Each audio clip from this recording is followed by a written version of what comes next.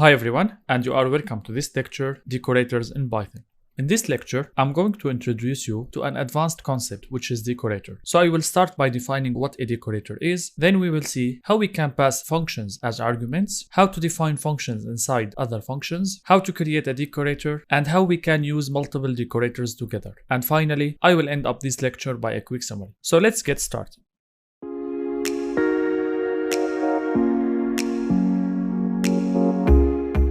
What's a decorator? Decorator is a way to add new functionality to an existing function without modifying its body. In other words, I want to update the function behavior without updating the body of that function. Now the question that rises in your mind, why I could need something like this? Let me give you an example. I will take as a use case authentication layer in a web application. When we develop a web application, actually we build some functions and then we call this function over internet using HTTP protocol. The point is that when your web application supports authentication, which means only authenticated user can use these functions, you have to add this authentication layer to all of the available functions. Which means if an authenticated user requests a function, the function will work properly. Otherwise, if the user is not authenticated, for example, the system should return a message that you are not authenticated and you are not able to use this request. You will note that this functionality authentication is one functionality that should be added to all my functions inside my web application. And in order to do that efficiently without repeating any line of code, so we implement authentication as a concept in one place and then we use it everywhere as a decorator.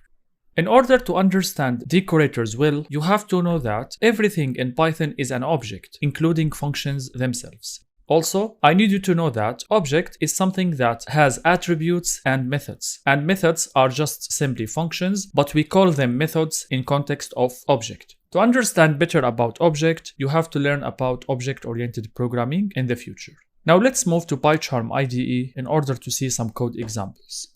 The first example I want to show you is about how we can pass a function as an argument to another function. So let me assume I have the following functions. I have a function, its name increase, it takes one parameter x and it returns x plus 1. Another function decrease, which takes x and returns x minus 1. And I define another function, its name call. It takes two arguments, one is a function and the other is a parameter x. Now inside call function, as you see here, I say function parentheses x. So I am calling this function. Why I am able to do that? Because I am assuming that I will pass here a function object. And because it's a function object, I can use it to call. So let's see now an example how we can use the function call. I will say x equal to 10. I will say y equal to call and I will say increase comma x. Then I will print y. If I run this, I got 11 as you see here. Why this happened? Because here I am passing increase. So this function now it's increase. It will take x as a parameter and it will return x plus 1. So I will get 11. If you want to call decrease, you have to say decrease. And look here, I'm just passing the name because now I'm passing a function object. I don't want to call the function in this area. I need the function call to call my function. So here I am using parentheses. And in this case, I got 9. Why 9? Because 10 minus 1 is 9. And this is the first idea that you have to know in your way to learn about decorator. So you have to accept that in Python, we can pass a function as an argument to another function. Now, the second idea that you have to know that in Python, we can define a function inside another function. So here is an example. I will define a function, its name say hi, and it takes one parameter name. Within this function, I define another function, its name only hi, and this function returns hi with name. Then inside the function say hi, I say result equal to hi, and there is no error. Why there is no error? Because the word hi has been defined as a function inside the function say hi. This function returns a string, and I will assign this string into result, and then I will return this result. Let's try now to use say hi function. So I will say x equal to say hi, and then I will run using my name. So I will get hi Samir. So what happened when I call this function? I will enter to this function. I will find that here there is a function definition. So I will execute this part and then return the result. Now let's talk about the third concept before we talk about decorators. Let me assume I have the following function, its name greeting, and within this function I am defining two functions. The first one say hi, the second one say hello. And we already see something like this in the previous example. So we know now that we can define a function inside another function in Python. Because this function is an object, so we can return this function from the function itself. So look here, I say, if the word is high, look here, this function accept word as an argument. So if word is high, I will return say hi. So what is say hi? Say hi is just a function. And here if I say if word hello, I will get return say hello. So I will get say hello, which is another function. We can understand from this example that in Python, we are able to define a function that returns another function as output. Now let's see what will happen when I want to call this function. So I will say greeting function equal to, I will use this greeting, and I will pass hi. According to my function, when the word is high, I will get say hi, and say hi, it's a function object. Because it's a function object, I can call this object. So I can say greeting function, and I will put here my name, for example, Samir, and run. Let me print. As you see here, I got hi Samir. Why this happened? Because greeting will take hi, which will give me a function say hi. When I call say hi, it will say hi Samir. Now if I replace hi by hello and run, I got here hello Samir. So simple. In Python, we can define a function that returns another function in its output. So to summarize these concepts, I will say in Python, we can pass a function as a parameter to another function. In Python, we can define a function inside a function. In Python, the function can return another function in its output. Now, after we know these three concepts, let's see how we can build a Python decorator. Assume I have the following function and its name divide, and it takes two parameters x and y, and it returns x divided by y. Let me use this function for example, divide 4 by 2. Run. As you see here, I got 2. What if I put here instead of 2, 0 and run? As you see, I will get 0 division error. Why 0 division error? Because in mathematics, we are not able to divide any number by 0.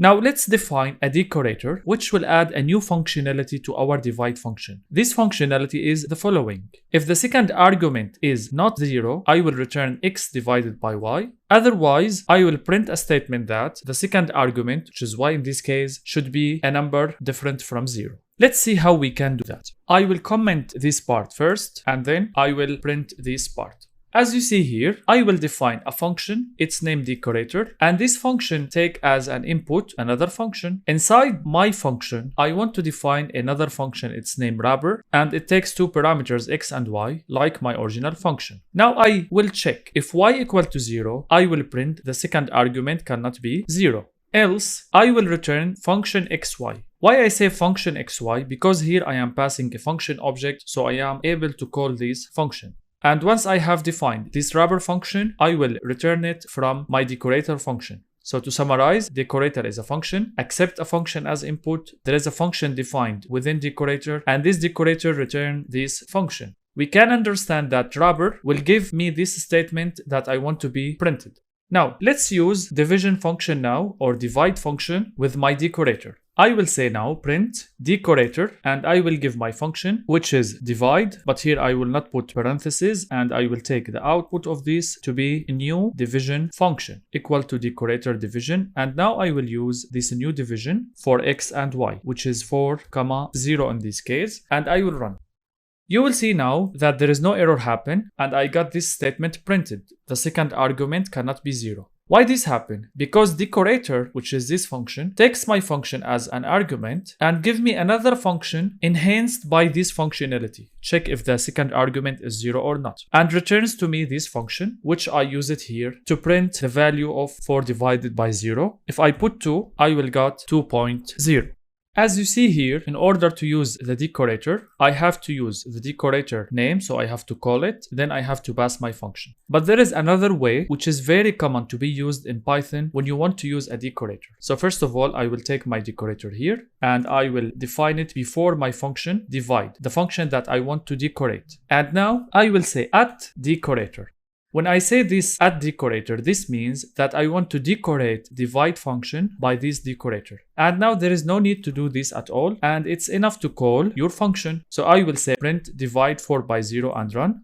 And as you see here, I got the second argument cannot be 0. So this way is equivalent exactly to the previous way in order to use the decorator. Here we call this function as decorator function, and divide is the decorated function. In this example, we have seen how we can apply a decorator to a function. Now let's see how we can apply multiple decorators to the same function. So let me assume I have the following code, which is very simple. I have a decorator, its name uppering, and another decorator, its name lowering. And I have a function, its name getStr, and return a string, which is hi Samir. The job of decorator uppering is to call my function to take this string and then converts the letter into uppercase. And the job of lowering function is to call my function and get this string and to convert all the letters into lowercase. Now, how we can use the decorator? As we see before, you have to say at and then the decorator name. I use now at uppering, then at lowering. Now, let me use my function with and without the decorators. So if I comment these two decorators and run, as you see here, I got hi Samir, which is this string. Now, if I activate this part only, I will get hi Samir and all the letters are in lowercase. But now if I comment this part and activate this part, I will get hi Samir, all the letters, capital letter. What will happen if I uncomment these two parts? You will see that I got all the letter capital letter. And from this example, we can understand that when I have multiple decorators, the decorator nearest to my function will be executed first. So lowering will be executed first, then uppering will be executed second. And for this reason, I got hi Samir, all the letters in capital case because uppering decorator has been used secondly. And that's all for this code session. Now let's summarize what we have learned in this lecture. In this lecture, we have learned about decorators. And decorator has been defined as a way to add a new functionality to an existing function without modifying its body. And we see this in an example of division, and we see that we are able to handle zero division without updating the original function divide. Also, we see how we can use the decorator, and we say if you want to use the decorator, you have two ways. You have to use the decorator as a normal function, or we use @ and then the decorator name above the function that you want to decorate. Now please refer to the file Decorators in Python Challenges, in which you will find some challenges to practice what you have learned in this lecture. Thank you very much for your time, and if you are available, join me in the next lecture.